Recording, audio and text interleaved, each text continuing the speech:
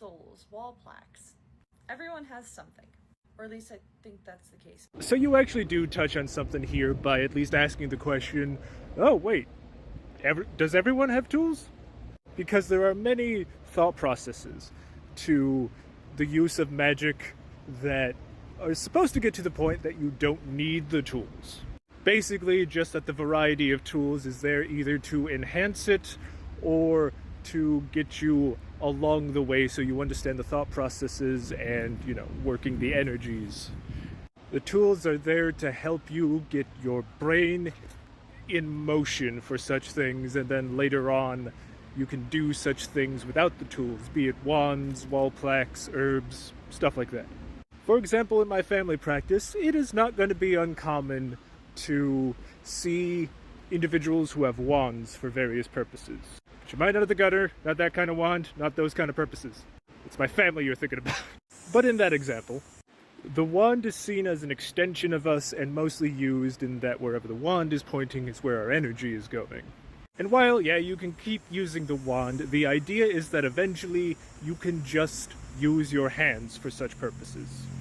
Gutter, stay out of it. But there is a lot of spell work and traditions that you can only really say you've mastered it once you don't need a variety of tools.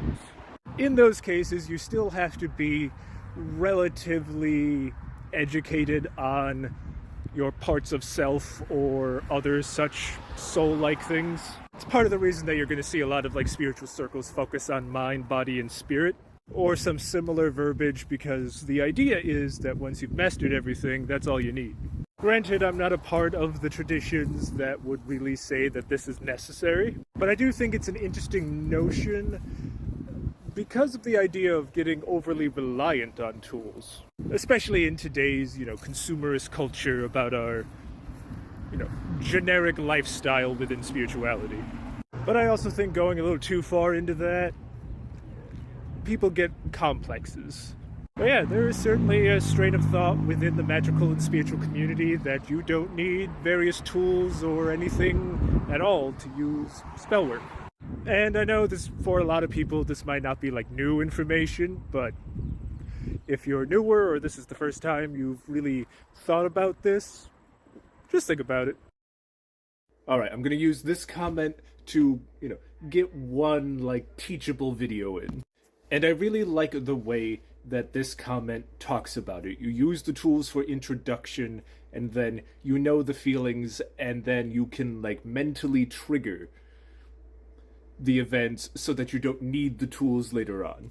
Now, of course, I'm talking about from my experience in being a magical practitioner here.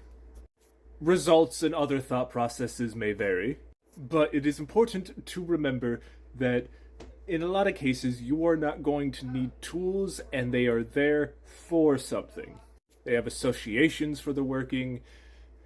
They are perhaps channeling something for you. But the ultimate thing to remember is that you do not need the tools. You do not necessarily need the gods and spirits that you work with if you are a theistic practitioner. I kind of wish I could find my Green Lantern shirt right now, because the important thing is will. I'm not talking confidence, I'm talking willpower.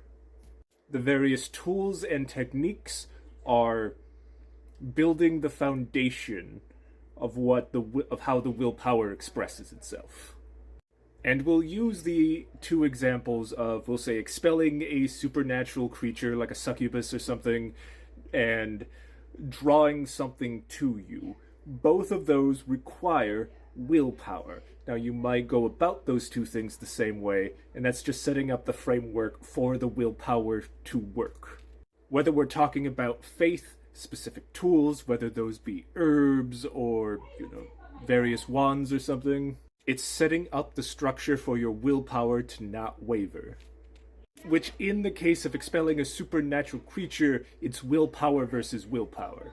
This is why people of a variety of different religions and faiths can do magic, because ultimately, it's just that faith is part of the personal foundation of willpower.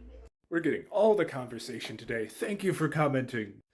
In many traditions, you're not supposed to outgrow your tools, etc. Purpose, practices are going to be more mundane and not just for channeling power. Whether that's establishing yourself as, hey, I'm a member of this tradition, or this connects me to my ancestors, or other such things. Yes, that is totally true, and also gets into the tool usages and why. Obviously, for solitary practitioners, it's going to be a bit different, but especially when it comes to traditions, a lot of the tools are going to be used for ritual purposes. Whether those purposes are just announcing that you are a member of a tradition, more or less, or if they're there for everyone else in the ritual. And obviously, everything that I was talking about in the last video, while I do think is sound for most cases of magical practicing, is not in every tradition for a variety of reasons, especially traditions that are solely religion or spirituality based. And this is for a variety of reasons, not the least of which is that in a ritual, you are most likely going to have people of varying skill levels, so you account for that. In various religions and spiritualities, the various spirits or divines or gods or however you want to associate or call them will have specific requirements.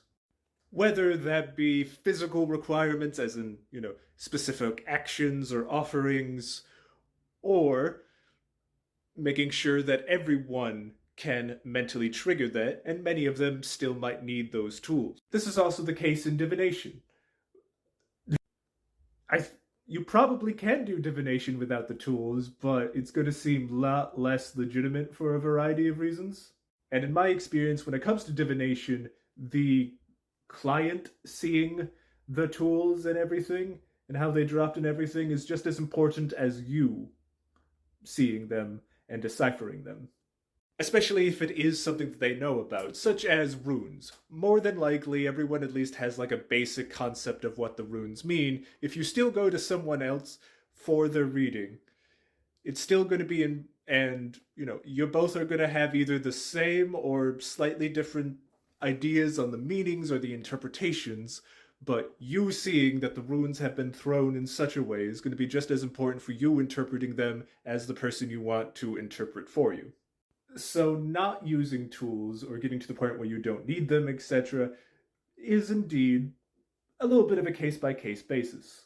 Whether it's group work, honoring or getting a specific, spirit or otherwise spiritual entity involved, there's a variety of reasons to keep using the tools. And I think even if you're going on the outgrowing your tools, you should still regularly use them just to have more trigger points. This comment is true, and just as a lot of things in magical practicing, very few things are universal.